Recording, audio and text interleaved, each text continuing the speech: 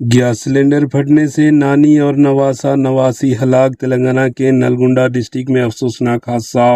تلنگانہ کے نلگنڈا ڈسٹرکٹ کے مریالا گوڑا میں پیش آئے ایک بھیانک آتشگی کے واقعے میں ایک ہی خاندان کے 3 افراد زندہ جل کر خاک ہو گئے، جن کی شناخت 45 سالہ چندرکلا، ان کے 16 سالہ نواسے لکشمن اور 14 سالہ نواسی پرنیتی کے طور پر ہوئی ہے۔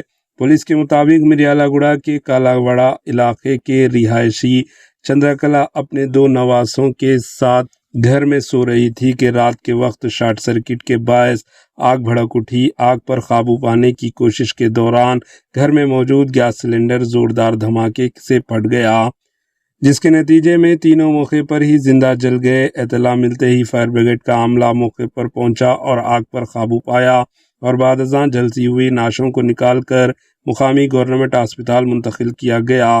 پولیس نے کیس درج کر کے واقعے کی تحقیقات شروع کر دی۔